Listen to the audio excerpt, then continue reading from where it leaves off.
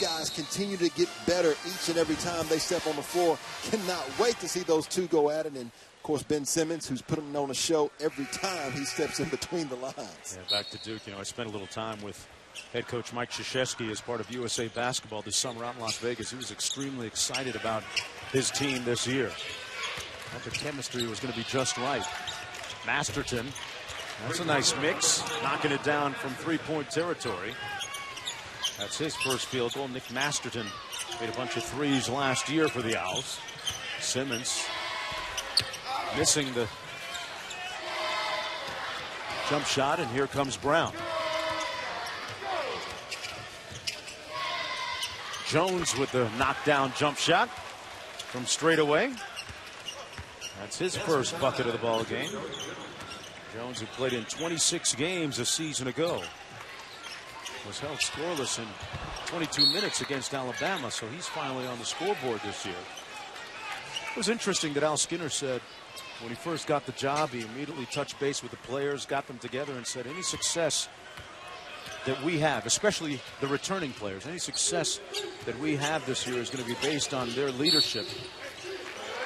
So you've got guys like Brown and Kendrick Ray, although he redshirted last year, who are going to help Al Skinner turn the beat around a little bit for the Owls. Well, he and Nigel Pruitt, and you see 247, most wins in school history at Boston College.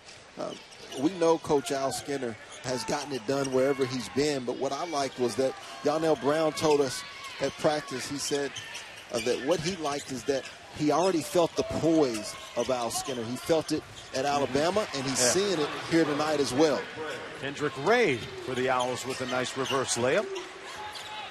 And I'm sure that Johnny Jones has reminded his team that in their previous game against McNeese State, that lob, no good, but there's going to be a foul called.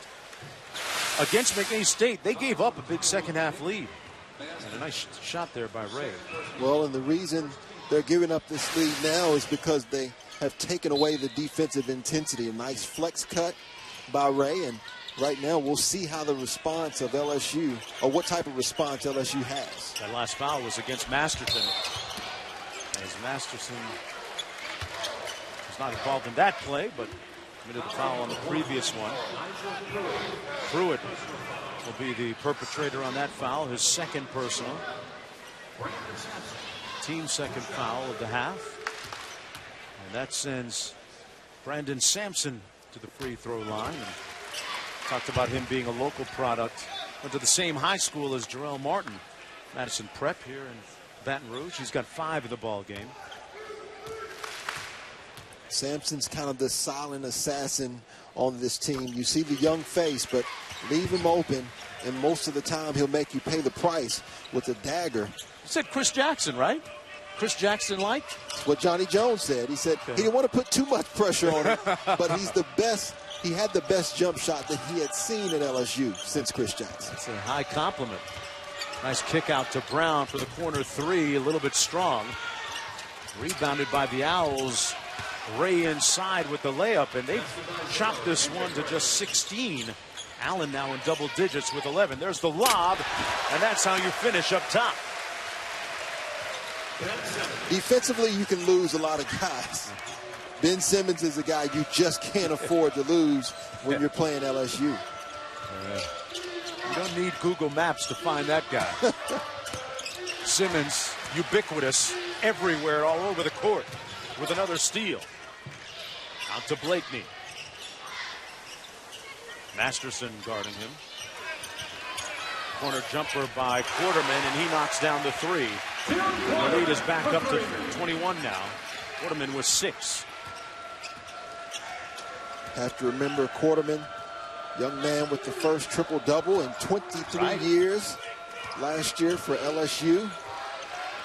I don't think it'll be 23 years before we see the next one. I got a feeling Mr. Ben Simmons will have one before this year is over. It really speaks to Johnny Jones's ability to develop players. Long jumper a little bit short, and that's going to be a foul on Quarterman. And could be 3 free throws for Nigel Pruitt. That's going to be the second personal foul on him. And yeah, Jones certainly did a good job with Jarrell Martin and Jordan Mickey, now in the NBA with Memphis and Boston respectively. He's won more games in his first 3 years than any other coach in LSU history, 61 games. And we know about the terrific coaches that have come through here. Of course, Dale Brown, John Brady, Trent Johnson over at TCU. But I think how Coach Jones is separating himself is that everyone here considers him family.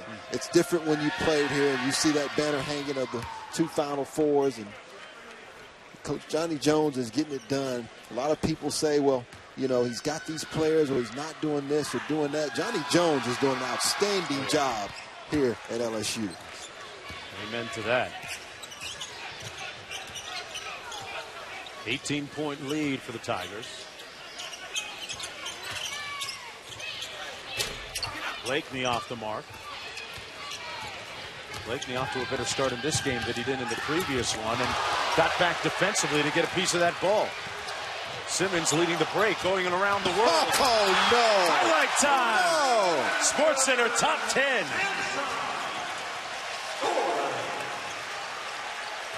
He got that ball on a string.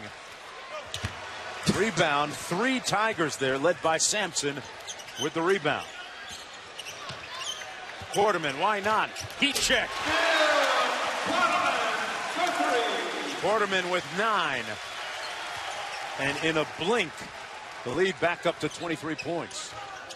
A demoralizing sequence by LSU. Back out top to Pruitt. Swings it around to Ray. Now Brown in the corner, calls for the screen. 7 on the shot clock. Got to get busy with it, and does. Big shot. That's what you expect from the senior, keeping his team in it when they need him the most. Look at that look of determination on his face. If he doesn't go out for 6-7 minutes in the first half, this is a different game, and we'll see if he can kind of pull them back in this basketball game. Knocked down that 3. Shot 38% on his 3-pointers last year. Simmons with a dime, and Robinson fouled at the cup. Timeout on the floor. Well, there's a lot of guys who you love to play with. One of them right here. Look at this pass off of the bounce. Beauty. LSU by 20.